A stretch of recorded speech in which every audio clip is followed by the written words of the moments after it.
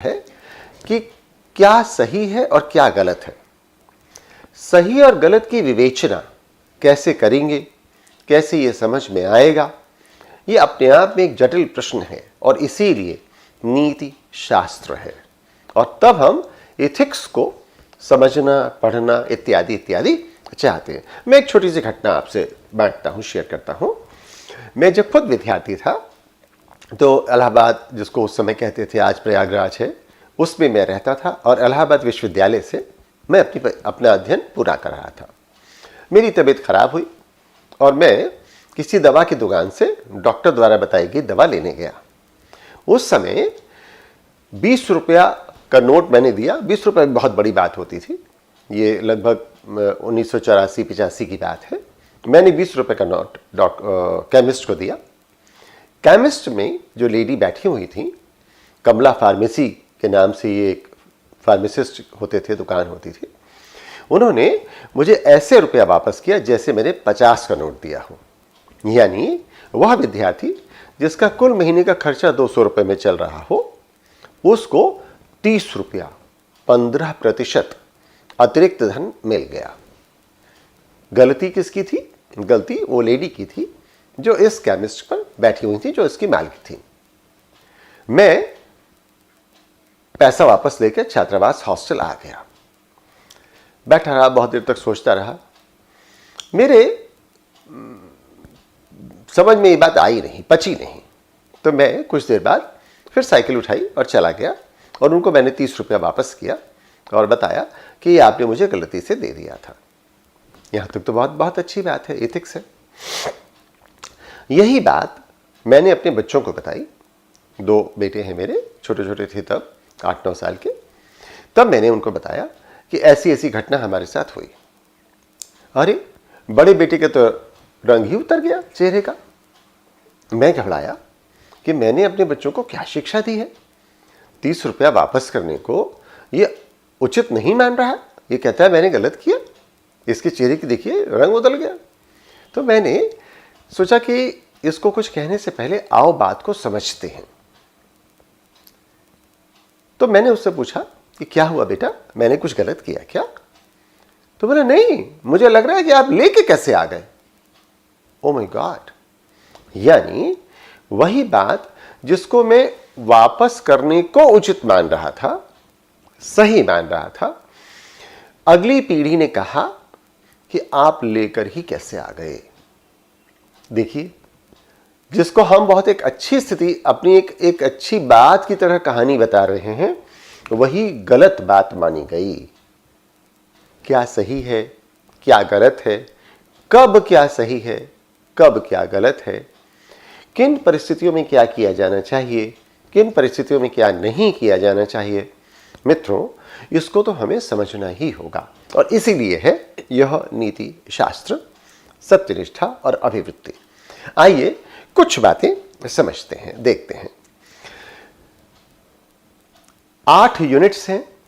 7 units में हमें कुछ कुछ पढ़ना है और 8वीं यूनिट में केस स्टडी है।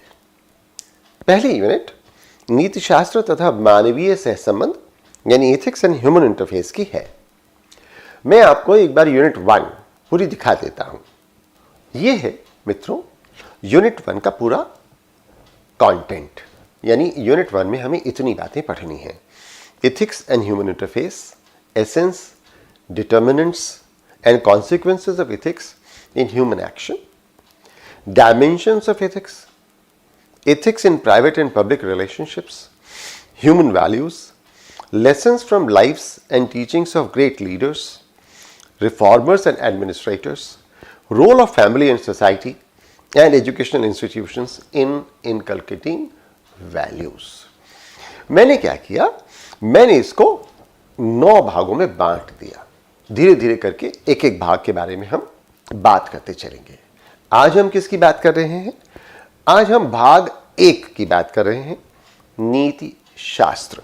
नीति शास्त्र क्या है, इसकी बात हम आज करने जा रहे हैं।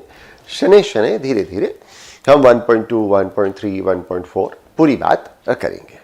तो आइए देखें कि नीति शास्त्र क्या है, नीति शास्त्र की अवधारणा क्या है। 2 बातें हैं इसमें। नीति शास्त्र क्या है और नीति शास्त्र क्यों है, एक एक करके आइए देखें। सबसे पहले कि ये नीति शास्त्र क्या है। नीति शास्त्र क्या है? नैतिक निर्णयों के संदर्भ में संकल्प, उत्तरदायित्व, शुभ अशुभ, कर्तव्य अकर्तव्य इत्यादि के प्रत्ययों का विश्लेषण करने वाला शास्त्र नीति शास्त्र है। कौन सा शास्त्र नीति शास्त्र है?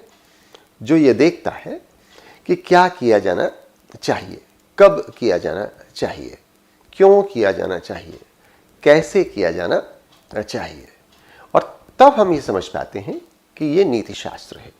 ये परिभाषा हमने कहां से ली? यह परिभाषा हमने ली दर्शन शास्त्र परिभाषा कोश, वैज्ञानिक एवं तकनीकी शब्दावली आयोग। अब देखिए, आपके लिए एक नई बात हम कह रहे हैं, नया डायमेंशन खुल रहा है कि हम प्रशासनिक सेवाओं की तैयारी कर रहे हैं, यूपीएससी की तैयारी कर रहे हैं। हमारे लिए वह बात बहुत ऑथेंटिक होती है, मान्य होती है, जिसको भारत सरकार कहती है। बाकी कोई कुछ भी कहे, बीबीसी कहे, वॉइस ऑफ अमेरिका कहे, न्यूयॉर्क टाइम्स कहे, डेली अखबार कहे, कोई कुछ भी कहे, हमसे कोई लेना देना नहीं। जब भारत सरकार कुछ कहती है तो वहां हमारे लिए वह बात सत्य होती है, वही अंतिम सत्य होती है। तो हम अब परीक्षा की तैयारी करते समय भी आइए इस बात का ध्यान रखें कि जिन पारिभाषिक शब्दों का प्रयोग हम कर रहे हैं वह कहां से आ रहे हैं? भारत सरकार से। तो भारत सरकार ने वैज्ञानिक एवं तकनीकी शब्दावली आयोग का गठन किया। यह आयोग विभिन्न विषयों की तकनीकी शब्दावलियों की परिभाषा देता रहता है और सुप्रीम कोर्ट तक ने कहा कि इसके द्वारा जो परिभाषाएं दी गई हैं वही मान्य होंगी। एनसीईआरटी या अन्य बहुत सारे आयोग तो बाध्य हैं उन्हीं शब्दों का प्रयोग करने के लिए, उन्हीं परिभाषाओं को मानने के लिए जो वैज्ञानिक एवं तकनीकी शब्दावली आयोग देता है।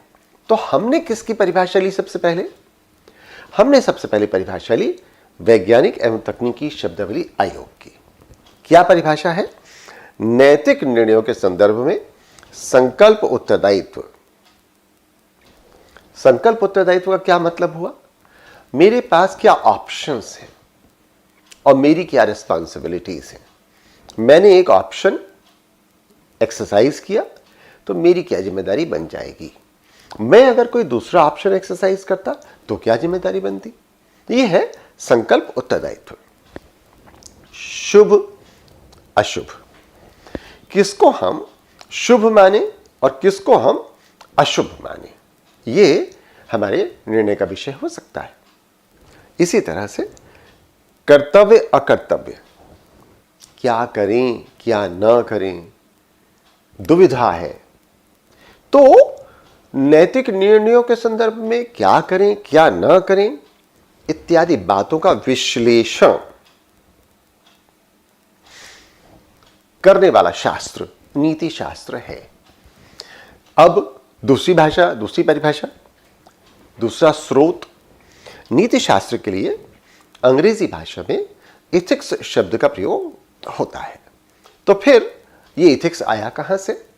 क्योंकि जो सिलेबस बना वो तो पहले इंग्लिश में बना, अंग्रेजी में बना, फिर उसको हिंदी में या अन्य भाषाओं में अनुवादित किया गया। तो हमें इथिक्स ओरिजिनली अंग्रेजी में क्या है उसको भी समझना चाहिए। तो इथिक्स में क्या समझा जा रहा है? इथिक्स शब्द की व्युत्पत्ति यूनानी भाषा के इथिक्स या इथिकॉस से हुई है, जिसका शाब्दिक अर्थ क्या है? रीति रिवाज, आदत या प्रचलन। क्या किया जाता है, कैसे किया जाता है, हमारे यहाँ की रीति क्या है। भाई हमारे यहाँ तो कैसे काम किया जाता है, हमारे यहाँ तो भाई सबसे पहले सुबह उठकर नहा धोकर ही रसोई घर में जाया जाता है। क्या हर परिवार में ऐसा होगा? ना। तो रीति रिवाज क्या है, प्रचलन क्या है, ये एथिक्स या इथिकॉस शब्द का अर्थ है। इसे हम हिंदी में नीति शास्त्र, व्यवहार दर्शन, नीति दर्शन, नीति विज्ञान या आचार शास्त्र भी कहते हैं। तो अब आपके लिए स्पष्ट हो गया कि जब भी हम एथिक्स कह रहे हैं तो हम नीति शास्त्र कह रहे हैं, हम व्यवहार दर्शन कह रहे हैं, हम नीति शास्त्र कह रहे हैं, नीति दर्शन कह रहे हैं और नीति विज्ञान कह रहे हैं। सब एक ही बात है। यह है नीति शास्त्र। आइए देखें कि नीति क्या है। फिर नीति क्या है? नीति है व्यवहार का ढंग, बर्ताव का तरीका, लोक व्यवहार हेतु नियत किया गया आचार। अब अंग्रेजी का जो शब्द है एथिक्स, जिसको हमने समझा नीति शास्त्र, यानी अब हम हिंदी में जब समझने की कोशिश कर रहे हैं तो हमने नीति शास्त्र पकड़ लिया। नीति शास्त्र को और कैसे कैसे कहा जा रहा है ये मैंने अभी आपको बताया। तो नीति शास्त्र में दो शब्दों की संधि है, नीति और शास्त्र। अब जब दो अलग अलग शब्द हैं तो आइए देखते हैं नीति का अर्थ क्या है। नीति का अर्थ है व्यवहार का ढंग, बर्ताव का तरीका, लोक व्यवहार हेतु नियत किया गया आचार। तो फिर शास्त्र क्या है? शास्त्र किसी विषय, विशिष्ट विषय, यूं ही विषय नहीं, विशिष्ट विषय या पदार्थ समूह से संबंधित क्रम से संग्रह करके रखा गया समस्त ज्ञान। बस इतनी सी बात। क्या है? किसी विशिष्ट विषय या पदार्थ समूह से संबंधित क्रम से संग्रह करके रखा गया समस्त ज्ञान। जितनी नॉलेज है उस एरिया से जुड़ी हुई, उसको जब हम क्रम से संग्रहित करके रख देते हैं तो इसको हम कहते हैं शास्त्र। परम पूज्य गुरुदेव आचार्य शिव प्रताप सिंह साहब, जिनके साथ मैंने पीएचडी किया, वो कहते थे कि शास्त्र तभी आएगा जब भाषा आएगी। तो भाषा की जानकारी का होना भी शास्त्र की जानकारी के लिए बहुत आवश्यक है। शास्त्र क्या है? किसी भी विषय या पदार्थ समूह से संबंधित क्रम से संग्रह करके रखा गया समस्त ज्ञान। उदाहरण है हमारे पास भौतिक शास्त्र, अर्थशास्त्र, राजनीति शास्त्र। इस तरह के हमारे पास तमाम उदाहरण हैं। भौतिक शास्त्र, वास्तुशास्त्र, शिल्प शास्त्र, प्राणी शास्त्र, अर्थशास्त्र, विद्युत शास्त्र, वनस्पति शास्त्र। आप किसी न किसी विधा से आए ही हैं निकलकर, आपने कोई न कोई डिसिप्लिन से स्टडी किया है। तो यहां जिस भी ब्रांच ऑफ स्टडी से आपने पढ़ा है उसी को शास्त्र कहा जा रहा है। तो शास्त्र है क्या? शासु अनुशिष्टों से निष्पन्न है शास्त्र, जिसका अर्थ क्या है? अनुशासन या उपदेश करना। ओह वाह, मजा आया, ये तो देखिए नई बात पता चल गई। तो शास्त्र करता क्या है? शासु अनिशिष्टों का अर्थ अनुशासन या उपदेश करना। शास्त्र बताता है कि अनुशासन कैसे होगा, डिसिप्लिन कैसे होगा। डिसिप्लिन का मतलब ये कि फिर से वही कैसे व्यवहार करें। या शास्त्र क्या बताता है? बताता है कि कैसे काम किया जाए, उपदेश देता है। किसी भी विषय, विद्या अथवा कला के मौलिक सिद्धांतों से लेकर विषय वस्तु के सभी आयामों का सुनियोजित सूत्रबद्ध निरूपण शास्त्र है। डॉक्यूमेंटेड है, सीक्वेंशियली अरेंज्ड है, लॉजिकली अरेंज्ड है, प्लान्ड है। तो ये हुआ दोस्तों शास्त्र। हमारे यहां शास्त्र की परिभाषा शास्त्री चो त्रायित चो शिष्येत अनेन के रूप में की गई है। इसका अर्थ क्या हुआ? जो शिक्षा अनुशासन प्रदान कर हमारी रक्षा करती है। ओहो, कितनी बड़ी बात है कि वह शिक्षा जो अनुशासन देती है, किस लिए देती है?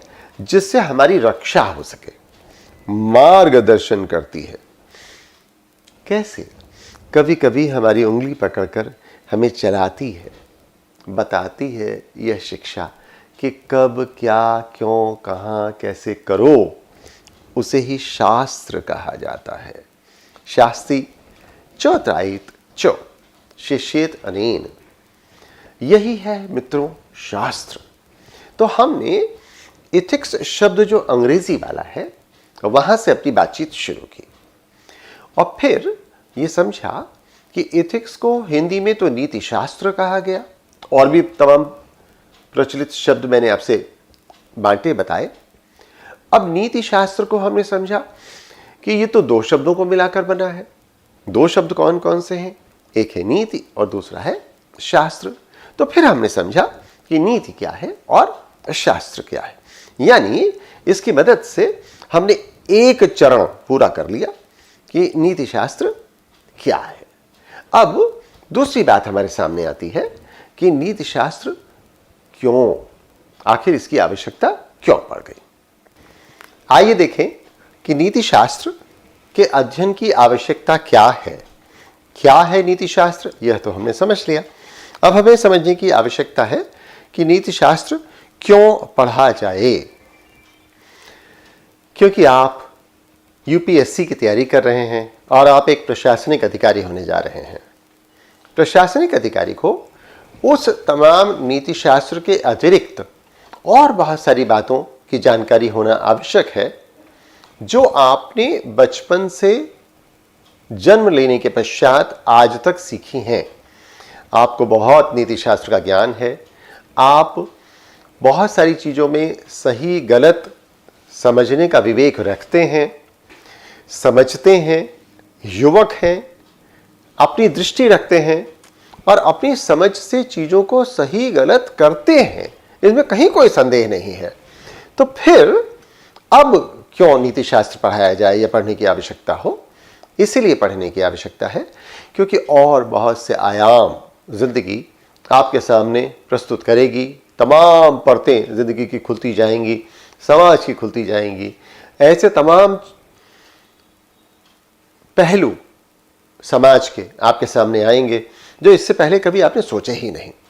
तो जब सोचे ही नहीं और वो सारी परिस्थितियां आपके सामने आएंगी तो कैसे आप उनको हैंडल कर पाएंगे? आपका प्रशिक्षण तो मसूरी में होना है, इसमें तो कोई संदेह है नहीं। तो मसूरी के प्रशिक्षण के समय भी ये सिखाया जा सकता था, बिल्कुल सिखाया जा सकता था। लेकिन यदि प्रशिक्षण से पहले यह जांच परख लिया जाए कि आप प्रशिक्षण के लिए कितना तैयार हैं तो कितना मजा आएगा। यही तो बात हो रही है। आपको प्रशिक्षण से पहले यह देखा जा रहा है कि आप इसके कितने उपयुक्त हैं। अतः क्योंकि सिविल सेवा सेवक, आप प्रशासनिक अधिकारी का संबंध समाज से होता है, अतः नैतिकता या नीति शास्त्र के ज्ञान की बहुत आवश्यकता होती है। और हम चीजों को तार्किक ढंग से, क्रमबद्ध ढंग से समझ पाए, न केवल समझ पाए बल्कि समझा भी पाए, यह हमारी जिम्मेदारी होती जाएगी। शनै शनै हमें यह क्षमता विकसित करनी होगी। अतः यहां हम नीति शास्त्र का अध्ययन करते हैं। तो अब हमने दोस्तों समझ लिया कि नीति शास्त्र क्या है और नीति शास्त्र हम क्यों पढ़ते हैं। तो आइए देखें नीति शास्त्र को कैसे परिभाषित किया जा रहा है। तो नीति शास्त्र की कुछ परिभाषाएं एक एक करके। अरिस्टोटल, नीति शास्त्र मानव जीवन के चरम साधन का अन्वेषण है। हाईएस्ट ऑर्डर की बात हो रही है। हाईएस्ट ऑर्डर में जब आप कुछ इन्वेस्टिगेट करते हैं, जब आपकी सारी ज़रूरतें पूरी हो गई, रोटी, कपड़ा, मकान वगैरह वगैरह सब हो चुका है, अब आपको लगता है कि नहीं, आगे भी तो जीवन है, आगे भी तो हमें कुछ करना है। तो आगे आप धीरे धीरे विकसित होते जाते हैं, सभ्य समाज के रूप में परिवर्तित होते हैं। तो वो आप देखते हैं नीति शास्त्र के रूप में। नीति शास्त्र इसीलिए मानव जीवन के चरम साधन का अन्वेषण है। जी मूर ने बताया कि नीति शास्त्र शुभ के प्रत्यय का विवेचन है। क्या शुभ है, पकड़ना होगा, हमें इसको पकड़कर समझना होगा। और ये नीति शास्त्र शुभ के प्रत्यय का विवेचन है। एक और परिभाषा है हमारे पास सामने विलियम लिली की। नीति शास्त्र समाज में रहने वाले मनुष्यों के व्यवहार का नियामक विज्ञान है।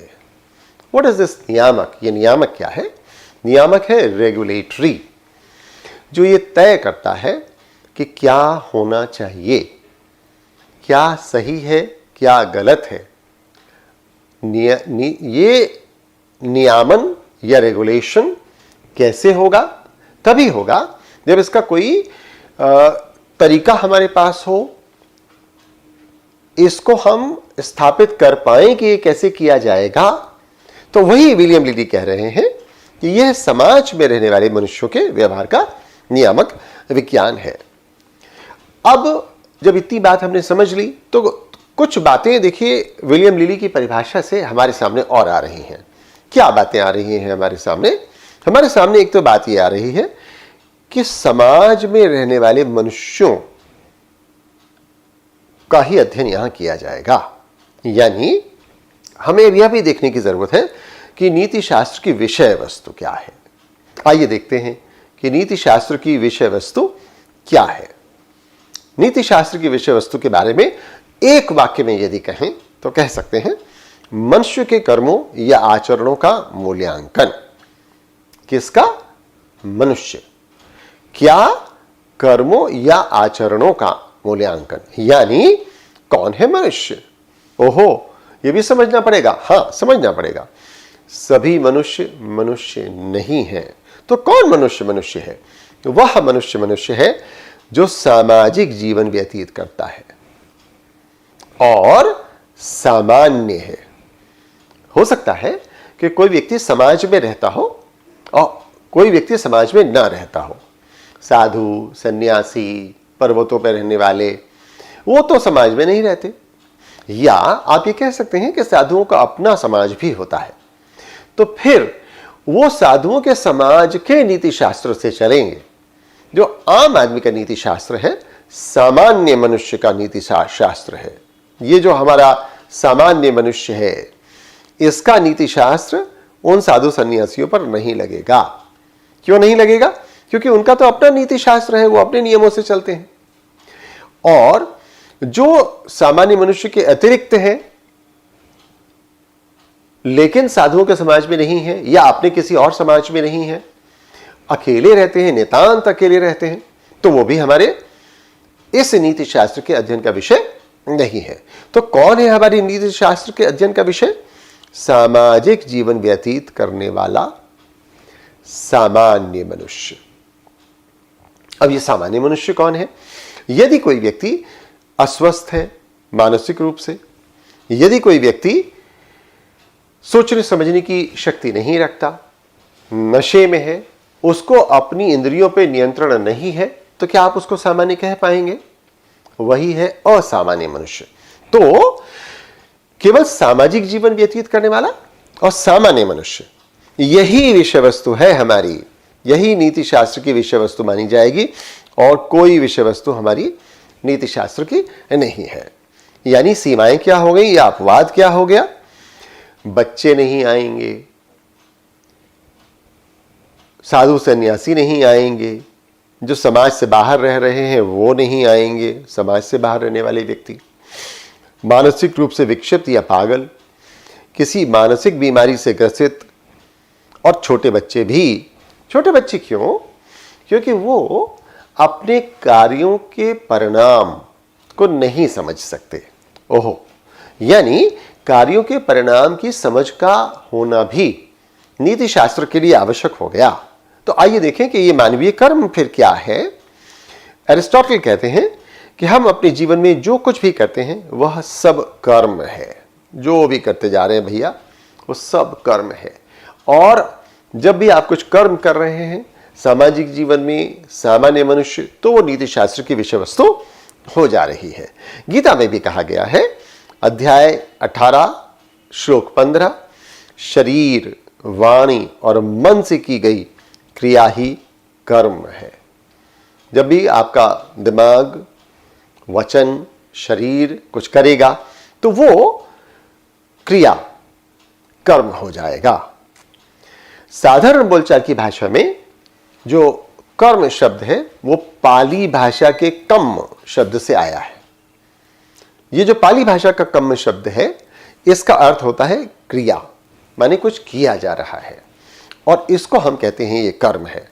लेकिन दर्शन शास्त्र में, फिलॉसफी में, जो हमने पहले ही समझा कि जो नीति शास्त्र है वो दर्शन शास्त्र माने फिलॉसफी, फिर साइकोलॉजी माने मनोविज्ञान, फिर समाज शास्त्र माने सोशियोलॉजी, और पब्लिक एडमिनिस्ट्रेशन से आया है। तो हम देखते हैं कि दर्शन शास्त्र में कर्म एक विशेष अर्थ में प्रयुक्त हो रहा है। क्या? जब भी कोई कुछ मनुष्य करता है तो उससे जो फल उत्पन्न होता है उसको भी कर्म कहते हैं। आपने सुना होगा कि लोग कहते हैं कुछ नहीं भाई, अपने कर्म है, कर्म काट रहे, यानी जो फल मिला वह भी कर्म की तरह से दर्शन शास्त्र में देखा जाता है। एक तो क्रिया है और एक जो उसका परिणाम है। तो ये जो फल है ये शुभ हो सकता है, अशुभ हो सकता है, या न्यूट्रल हो सकता है, उभय हो सकता है, न शुभ है न अशुभ है, हो रहा है, जिंदगी है, चल रही है, न कुछ बहुत अच्छा हो रहा है न कुछ बहुत खराब हो रहा है। तो ये भी एक फल है। कर्म का फल भी कर्म माना जा रहा है। फल का यह रूप क्रिया द्वारा निश्चित होता है। कैसा परिणाम होगा? जैसा कर्म करोगे वैसा फल देगा भगवान।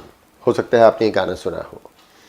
तो फल मिलेगा, फल होना है किसका? कर्म का। कैसा फल मिलेगा ये कर्म पर निर्भर करेगा। जैसे दान एक शुभ कर्म है, अहिंसा अशुभ कर्म है। अब इन दोनों के परिणाम भी ऐसे ही आ जाएंगे। यहां कर्म शब्द क्रिया और फल दोनों के लिए प्रयुक्त हो जाएगा। हमें क्या समझना है? कारण और प्रभाव। ये जो कारण और प्रभाव है ये हमारे लिए यहां महत्वपूर्ण हो जा रहा है, और हमें समझना होगा कि यहां कॉज एंड इफेक्ट रिलेशनशिप, कारण या प्रभाव का संबंध बना रहता है, और ये क्रिया और फल का अटूट नियम है, उसी पर आधारित है कारण और प्रभाव। जब भी कुछ परिणाम आएगा, क्यों आएगा? क्योंकि आपने कुछ किया होगा। दर्शन शास्त्र क्या कहता है कि कब किया होगा। हो सकता है आज किया हो सकता है कल किया हो सकता है और पहले कभी किया हो। आपके आम के पेड़ पर आम लगा, कर्म कब किया था? 15 साल पहले, 10 साल पहले। किसने किया था? किसी ने किया था, फल आया। हो सकता है आपने पेड़ लगाया हो सकता है किसी और ने पेड़ लगाया हो। तो यह है कारण और प्रभाव का संबंध। मनुष्य के सभी कर्मों का मूल्यांकन नीति शास्त्र की विषय वस्तु नहीं है। यानी सारे कर्म या आचरण क्या नीति शास्त्र की विषय वस्तु हो जाएंगे? ओहो, अब एक और सवाल पैदा हो गया ना। सारे कर्म या आचरण नीति शास्त्र की विषय वस्तु नहीं होंगे। तो कौन से होंगे? केवल ऐच्छिक कर्म होंगे, अनैच्छिक नहीं होंगे। अनैच्छिक क्या हो सकता है? मैं नहीं करना चाहता था लेकिन मुझे करना पड़ा। कोई आया और उसने बंदूक मेरे यहां पर रख दिया और कहा कि जो आपके सामने खड़ा है उसको मारो, नहीं तो हम आपको मार देंगे। अब या तो मैं अपना प्राण दूं या उसको मारूं। आपने अक्सर फिल्मों में देखा होगा, या हो सकता है अब तो खैर कक्षाओं में ऐसा नहीं होता, कि अध्यापक कहता है कि तुम इसको मारो, और अगर तुम नहीं मारोगे दंड देने के लिए, जो अध्यापक को खुद दंड देना होता है, तो हम तुमको मारेंगे। और जब एक विद्यार्थी दूसरे विद्यार्थी को मार रहा होता है और वो हल्के से मारता है तो कहता है ऐसे मारा जाता है, ठीक से मारो, नहीं तो हम तुमको फिर मारेंगे। तो क्या हो रहा है? क्या ये ऐच्छिक है? यह ऐच्छिक कर्म नहीं है, अनैच्छिक है, मजबूरी में करना पड़ रहा है। बाद में आप अपने सहयोगी से, अपने सहपाठी से कहते भी हैं कि आप बताएं यार वेरी सॉरी, हम तो बहुत धीरे मारना चाह रहे थे, लेकिन वो उसने बार बार कहा अध्यापक ने, तो हमें ऐसा करना पड़ा। मनुष्य के केवल ऐच्छिक कर्मों को नीति शास्त्र में समझा जाता है, देखा जाता है, इनका अध्ययन किया जाता है। अब ऐच्छिक कर्म क्या है? विभिन्न विकल्पों में चुनाव करके किसी उद्देश्य की पूर्ति के लिए किया जाने वाला कर्म नैतिक निर्णय का विषय होता है। क्या क्या बातें आ गई हमारे सामने आ गया कि कुछ विकल्प हैं, एक दो, एक ही है तो फिर विकल्प नहीं है। किसी ने यहां बंदूक लगा दिया, कहा मारो, तो मेरे पास विकल्प कहां है? अब हो सकता है मारूं, हो सकता है ना मारूं, विकल्प है। तो फिर जब विकल्पों में से किसी एक विकल्प का चुनाव मैं करूंगा, किस लिए? किसी उद्देश्य की पूर्ति के लिए। उद्देश्य की पूर्ति भी आवश्यक है, किसी उद्देश्य की पूर्ति के लिए।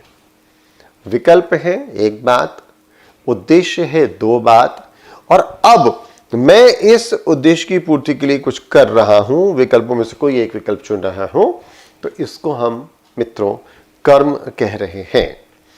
नीति शास्त्र में इन्हीं कर्मों का नैतिक मूल्यांकन किया जाता है और किसी चीज की बात नहीं हो रही। हम और कोई बात करते ही नहीं, केवल इन्हीं कर्मों का नैतिक मूल्यांकन करते हैं। अनैच्छिक कार्य है, करना नहीं चाहते थे, हो गया, इसका मूल्यांकन नीति शास्त्र नहीं कर रहा है।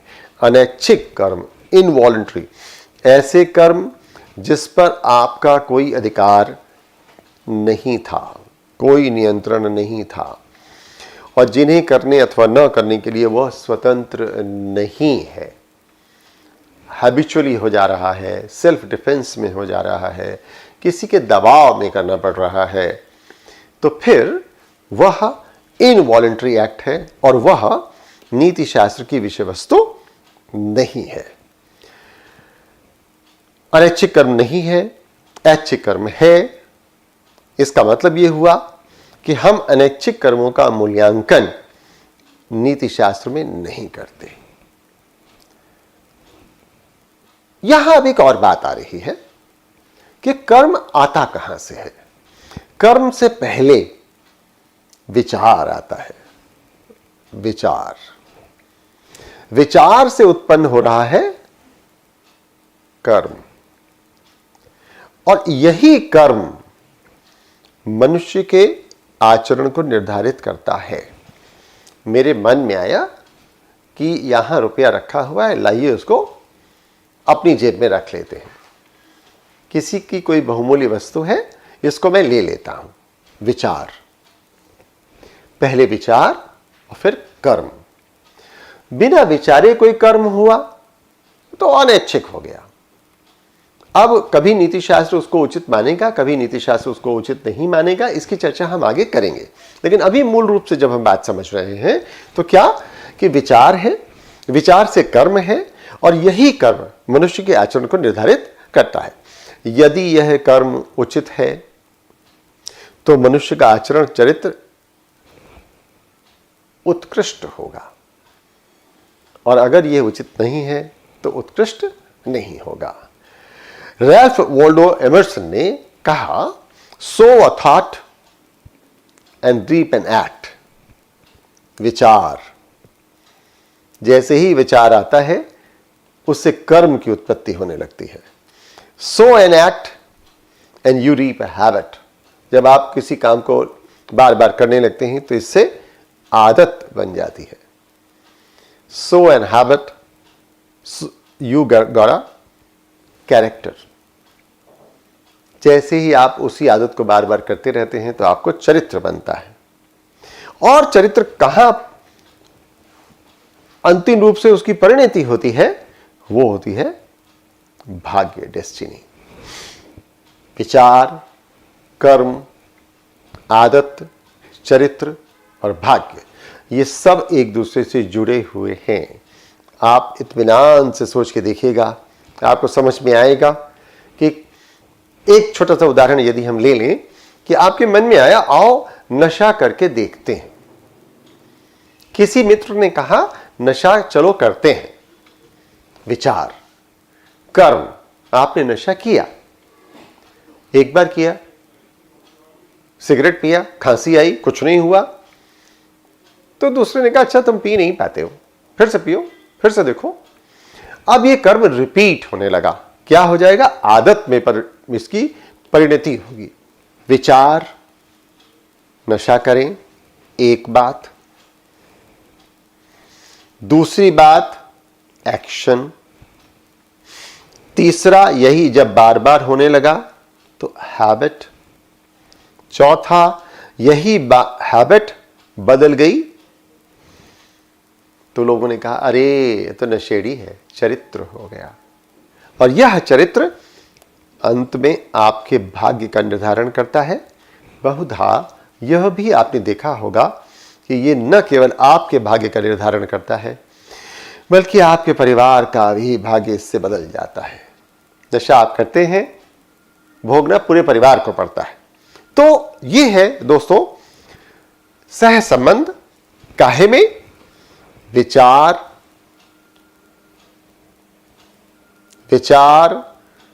कर्म, आदत, चरित्र और प्रारब्ध के बीच सब एक दूसरे से जुड़े हुए हैं। विचार से जुड़ा हुआ है कर्म से जुड़ा हुआ है आदत से जुड़ी हुई है वो चरित्र, और चरित्र से जुड़ा हुआ है भाग्य। हमारी विषय वस्तु क्या है, किस आधार पर हम नैतिक मूल्यांकन करें? हमारी विषय वस्तु तो एकदम सहज है, सिंपल है। क्या है? ऐच्छिक कर्म। इस ऐच्छिक कर्म को हम देखते हैं कि उचित है या अनुचित है। किस आधार पर देखें, कैसे पता चले कि उचित है या अनुचित है? तो इसके लिए कुछ सिद्धांत हैं, स्टैंडर्ड्स या मानदंड हैं। सिद्धांत यानी प्रिंसिपल्स, कुछ रूल्स हैं, कुछ रीति रिवाज हैं, कस्टम्स हैं, और कुछ इथिकल वैल्यूज हैं। ये वैल्यूज क्या हैं, प्रिंसिपल्स क्या हैं, मूल्य, सिद्धांत इत्यादि, इन सब की चर्चा हम समय समय पर करते रहेंगे। यानी हम निष्कर्ष के रूप में बड़े आराम से कह सकते हैं कि नीति शास्त्र में सामाजिक जीवन व्यतीत करने वाले सामान्य मनुष्य, सामान्य मानव के ऐच्छिक कर्म, सामान्य मानव के ऐच्छिक कर्म का कैसे सिद्धांतों, मानदंडों या नियमों के आधार पर क्या किया जा रहा है, यह तय किया जा रहा है कि यह उचित है या अनुचित। यही है मित्रों नीति शास्त्र। मुझे उम्मीद है कि नीति शास्त्र आपको पकड़ में आ रहा होगा।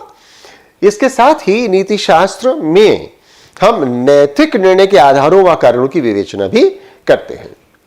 यानी हम ये देखते हैं कि जो भी निर्णय हमने किए वो किस आधारों पर किए, वो आधार उचित है या नहीं। हमने एक तो ये देखा कि कुछ आधार है, अब ये आधार अपने आप में उचित है कि नहीं। माने एक तो हमने देखा कि 1 लीटर दूध है, ठीक है।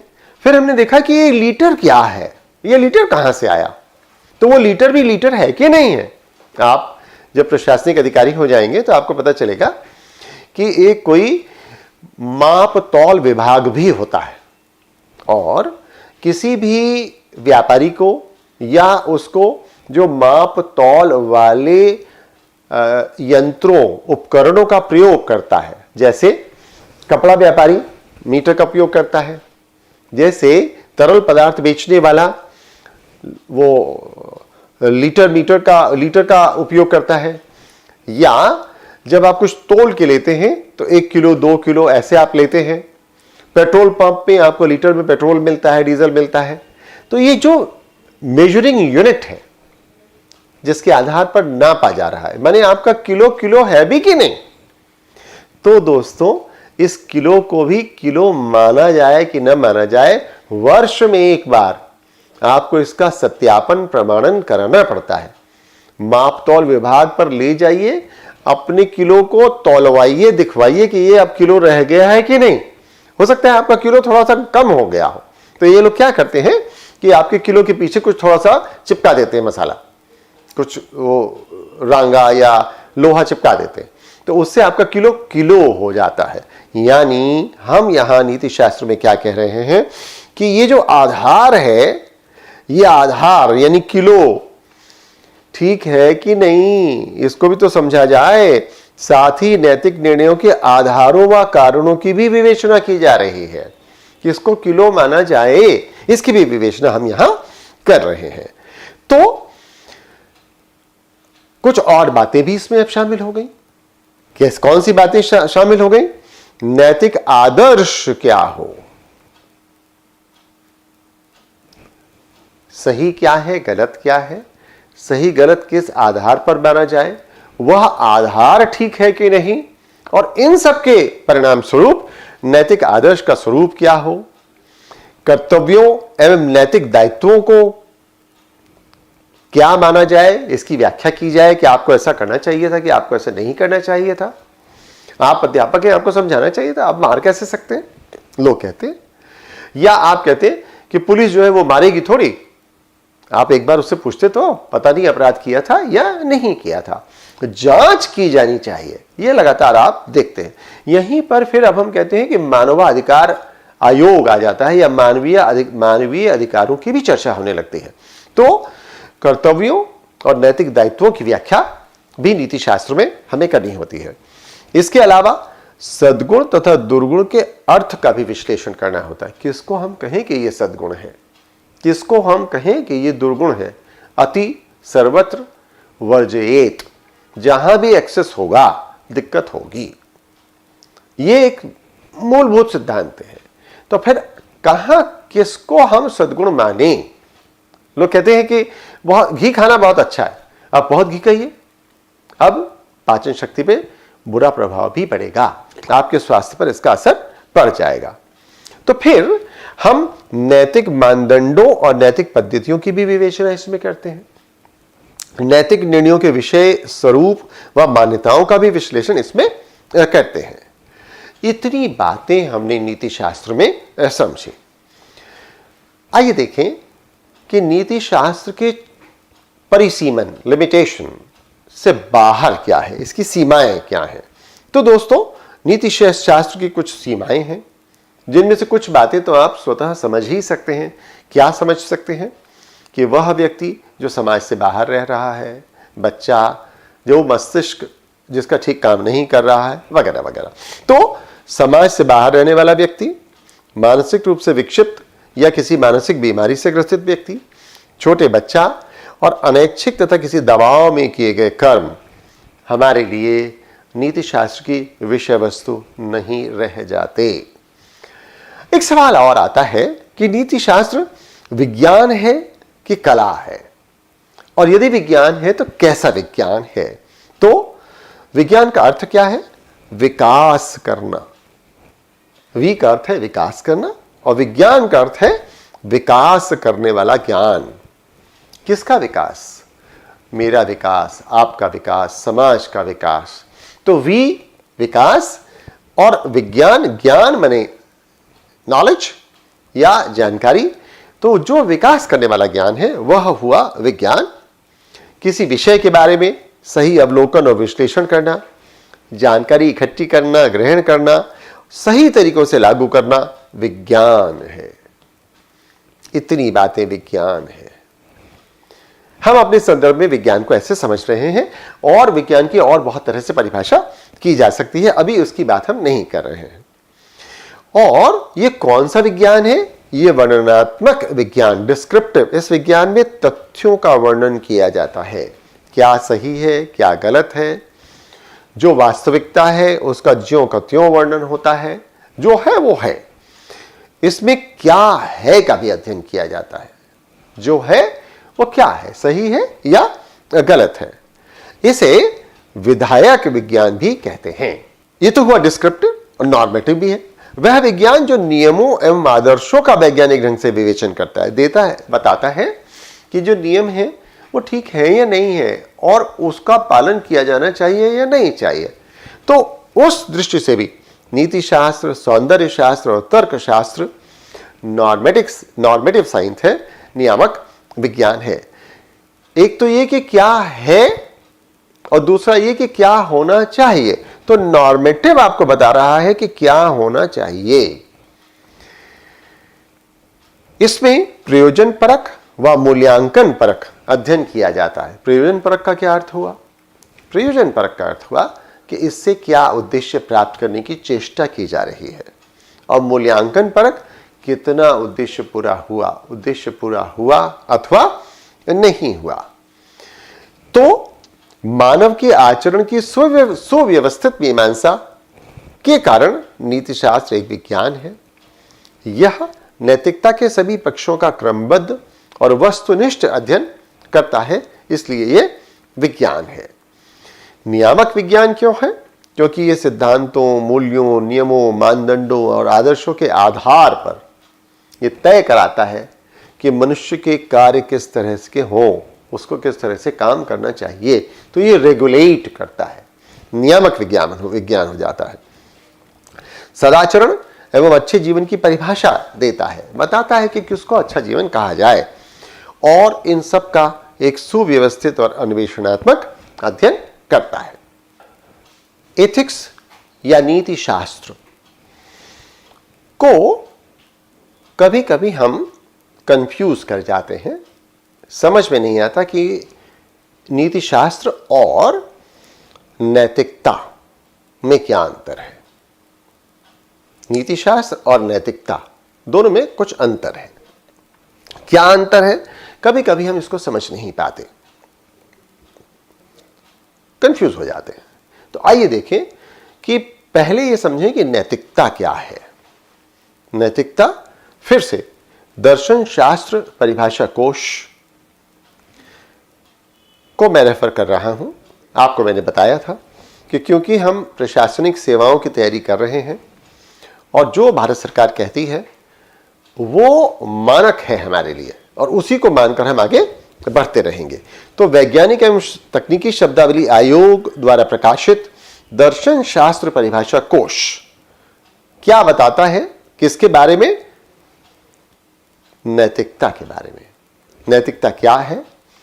नैतिकता है मित्रों, व्यक्ति के कर्म, आचरण या चरित्र की वह विशेषता जो उसके नैतिक आदर्श के अनुरूप होने से या अनुसरण करने से उसमें आती है, नैतिकता कहलाती है। नैतिक शास्त्र हमें बता रहा है कि क्या सही है, क्या गलत है, और जब हम उसका अनुपालन करने लगते हैं तो हमें नैतिकता आती है। यह अंतर हो गया नैतिक शास्त्र और नैतिकता में। यानी नैतिक शास्त्र का अनुपालन किया जाएगा तो नैतिकता आएगी। ये परिभाषा हमने समझ ली। मैं आपसे फिर से निवेदन कर लूं कि जो भी इस तरह की परिभाषाएं हैं उनको कहीं एक अलग रजिस्टर पर लिख लीजिए, याद कर लीजिए, परीक्षा में, ऐसे के पेपर में या किसी और सब्जेक्ट में जहां भी आपको उपयुक्त लगे इसका प्रयोग कीजिए। और जब जब आप परिभाषा देते हैं तो इसका अच्छा असर अध्यापक पर, माने जो परीक्षक है, उस पर पड़ेगा ही। नैतिकता के लिए अंग्रेजी में जो शब्द इस्तेमाल हो रहा है मित्रों, वो है मोरालिटी या मॉरल। मॉरल शब्द की उत्पत्ति अगेन लैटिन भाषा के मॉस शब्द से हुई है, जिसका अर्थ है रीति रिवाज। फिर से यानी नैतिकता अब क्या है? एक व्यक्तिगत मूल्य है। ओहो हो, कितनी सुंदर बात है, समझने की बात है। क्या यह व्यक्तिगत सिद्धांत है? ना, व्यक्तिगत सिद्धांत नहीं है, व्यक्तिगत मूल्य है। सिद्धांतों को हम कितनी मान्यता दे रहे हैं, उसका कितना महत्व मान रहे हैं, वह मेरा व्यक्तिगत मूल्य है। सच बोलना चाहिए, एक सिद्धांत हो गया। सामाजिक मूल्य भी हो गया कि इस समाज में सच बोला जाता है। इस समाज में भैया कोई सच नहीं बोलता। इस समाज में नियमों का पालन किया जाता है, किसी समाज में नियमों का पालन नहीं किया जाता। किसी समाज में नियमों का पालन ज्यादा किया जाता है, किसी समाज में नियमों का पालन कम किया जाता है। अरे तो गांव है, यहां कोई ट्रैफिक का नियम नहीं चलता, कोई दिल्ली समझो क्या? आपने सुना होगा अक्सर। या बॉम्बे में अगर आप ट्रैफिक रूल्स वायलेट करेंगे तो वहां आपका चालान हो ही जाएगा। दिल्ली में तो अनुनय विनय के बाद हो सकता है पुलिस आपको छोड़ दे, वार्निंग दे दे। तो फिर नैतिकता क्या है? नैतिकता एक व्यक्तिगत मूल्य है, आंतरिक गुण है, कैसे परिलक्षित होता है व्यक्ति के आचरण में, और क्या करता है? उचित अनुचित का बोध कराता है। यह है नैतिकता। नैतिकता एक व्यक्तिगत मूल्य है, यह व्यक्ति का आंतरिक गुण है और उसके आचरण में उचित अनुचित का बोध कराती है। प्रत्येक व्यक्ति के लिए नैतिकता भिन्न भिन्न हो सकती है। बहुत सीधा सा उदाहरण जो यूं ही समझ में आ जाता है, किसी के लिए मांसाहार उचित है, किसी के लिए मांसाहार अनुचित है। कोई शाम को 5 बजे के बाद भोजन नहीं ही करता, उसके लिए अनुचित हो जाता है। तो ये नैतिकता भिन्न भिन्न हो सकती है, भिन्न भिन्न होती ही है। आप लगातार देख रहे हैं और ये जानते हैं कि ये कहा जाता है कि हमारे यहाँ कैसे होता है, तुम्हारे यहाँ कैसे होता है। तो फिर नीति शास्त्र और नैतिकता में अंतर क्या हुआ? सामान्य प्रचलन में नीति शास्त्र और नैतिकता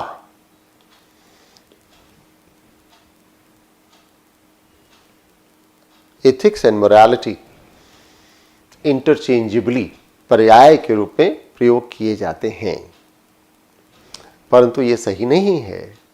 इसका एक ही अर्थ समझा जाता है, लेकिन इनमें अंतर है। और हिंदी भाषा में कभी कभी हम इन दोनों के लिए यानी एथिक्स और मोरालिटी के लिए नैतिकता शब्द का प्रयोग कर लेते हैं। यह हमारी गलती है। क्या करें? एक तो है नीति शास्त्र एथिक्स और एक है नैतिकता मोरालिटी। नीति शास्त्र क्या है? यह दार्शनिक अध्ययन है या सिद्धांतों, नियमों, विनियमों इत्यादि का क्रमबद्ध अध्ययन है। और नैतिकता क्या है? यह नीति शास्त्र की विषय वस्तु के अंदर पढ़ा जाने वाला कार्य है। यानी जो नैतिकता है यह व्यक्ति विषयक है और नीति शास्त्र समाज विषयक है, सामाजिक अवधारणा है। नीति शास्त्र की प्रकृति वस्तुनिष्ठ है, ऑब्जेक्टिव है। ये मेरा आपका नहीं है, जो है वो है, उस समाज का है, उस राष्ट्र का है, उस समूह का है। लेकिन मैं उस समाज, समूह, राष्ट्र का अंग होने के बावजूद उसको हो सकता है मानूं, हो सकता है ना मानूं। यानी ये आत्मनिष्ठ हो गया, सब्जेक्टिव हो गया। कोई मानेगा और कोई नहीं मानेगा। नीति शास्त्र का पंथ आधारित होना अनिवार्य नहीं है। हिंदू, मुसलमान इत्यादि से इसका कोई लेना देना नहीं है। आपका कोई भी पंथ हो सकता है, आप ईसाई हो सकते हैं, सिख हो सकते हैं, जैन हो सकते हैं, कोई जीव हो सकते हैं। पंथ से इसका कोई लेना देना नहीं है। नीति शास्त्र पंथ की अवधारणा से अलग है। कोई बात कहां सही है, कहां गलत है, इस पर हम चर्चा, विचार विमर्श कर सकते हैं, लेकिन यह पंथ से रेगुलेट नहीं होगा। और नैतिकता पालन पोषण, परिवार, समाज, शिक्षा, पंथ से आएगी। इसकी भूमिका अनिवार्य है। मैं किसको सही मानता हूं, ये कहां से आएगा, ये मैं कहां से सीखूंगा। मैं अपने परिवार, पालन पोषण, जैसे मैं पाला पोसा गया, जिस परिवार में या समाज में मैं पला बढ़ा, जैसी मेरी शिक्षा दीक्षा हुई और जिस पंथ से मैं आता हूं। यहां पे देखिए मित्रों, बार बार शब्द पंथ इस्तेमाल कर रहा हूं, धर्म नहीं कर रहा हूं। पंथ और धर्म में अंतर है। पंथ हम हिंदू, मुसलमान इत्यादि को कह सकते हैं। धर्म वह है जिसका आप पालन करते हो। धर्म का कोई अंग्रेजी शब्द नहीं है। तो जिसको हम रिलीजन कहते हैं वो धर्म नहीं है। इसको भारतीय संविधान भी मानता है। इसकी चर्चा हम फिर किसी और समय करेंगे। नीति शास्त्र वास्तव में आचार संहिता है, कोड ऑफ कंडक्ट, जो ये बताती है किसी के समाज, समूह, संस्था या कार्य क्षेत्र में व्यक्ति कैसे व्यवहार करेगा। आचरण का नियंत्रण और मूल्यांकन किया जाएगा। जबकि नैतिकता क्या है? वे मानक या आदर्श हैं जिनके आधार पर कौन करेगा। व्यक्ति स्वयं के व्यवहार एवं कर्मों का औचित्य निर्धारित करेगा। समाज नहीं करेगा, दूसरा नहीं करेगा, समूह नहीं करेगा, मैं खुद अपने बारे में तय करूंगा। तो यह हुआ नैतिकता और नीति शास्त्र का अंतर। आप चाहें तो इसकी एक टेबल बना सकते हैं और टेबल बनाकर आप इसके आधारों को लेकर भी इसको समझ सकते हैं। कुछ बातें नीति शास्त्र के विषय में हमने आज की। अगले लेक्चर में हम अब कुछ और बातें करेंगे जो हमें कुछ शब्दों को समझने में मदद करेंगे। हम उन शब्दों को पहले समझेंगे और तब हम नीति शास्त्र को और आगे समझने का प्रयास करते चलेंगे। जगह जगह जब भी आप पढ़ाई कर रहे होंगे आपको नए शब्द मिलेंगे। जब तक आपको वो शब्द समझ में नहीं आएंगे, जब तक उन शब्दों को आप अच्छे से समझ के आत्मसात नहीं कर लेंगे, तब तक आपको कुछ पढ़कर मजा नहीं आएगा, आप समझ ही नहीं पाएंगे।